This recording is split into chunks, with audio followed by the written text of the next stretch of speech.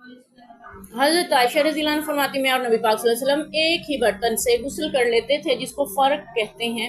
यानी इसमें भी ये आता है कि क्या औरत मर्द के बचे हुए पानी से औरत गुस्ल कर सकती है, और फिर ये भी क्या औरत के बचे हुए पानी से मर्द गुस्ल कर सकता है। बात ये है कि पहले ज़माने में पानी बहुत कम होता था, इसलिए मुश्किल होती थी।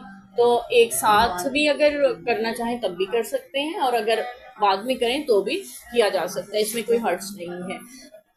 ये अलबत्ता ज़रूर है, अब यहाँ पे देखने वाली बात है कि टब वगैरह में पानी होता था, जब कोई नहा रहा होता है तो छींटे लाजमी गिरती है। यही वजह है कि ख़वातीन को, अक्सर लड़कियों को, अम्मियाँ जो बड़ी उम्र की होती हैं वो कहती हैं कि बैठ के नहाया करो।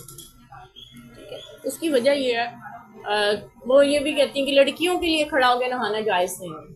उसकी वजह दो तीन वजूहत है। एक वजह तो यह है कि पहले ज़माने में पानी कम होता था टब वगैरह में, तो जब खड़े होकर कोई नहाता है तो लाजमन छींटे गिर जाते हैं। इसलिए एहतियात इसमें है कि आप बैठ के अगर नहा रहे हैं तो थोड़ा साइड पे होके भी बैठते हैं, और आराम से छींटे भी कम यानी गिरने का इम्कान होता है। और दूसरी वजह ये होती थी कि पहले ज़माने में जो हमारे नहाने की जगह बनी होती थी उसमें नलका लगा होता था, उसकी छोटी सी चार दीवारी होती थी और छत नहीं होती थी, तो उसमें अगर लड़कियां खड़े होकर नहाएंगी तो बेपर्दगी के इम्कान होते थे, क्योंकि दाएं बाएं छतें लोगों की ऊंची होती थी, तो वो छोटी चार दीवारी में नजर पड़ सकती थी। तो इसलिए उन्हें ये कहा जाता था कि जायज़ ही नहीं है तुम्हारे लिए तुम खड़े होकर नहाओ। वाकई ऐसी सूरत में तो जायज़ हो ही नहीं सकता ना।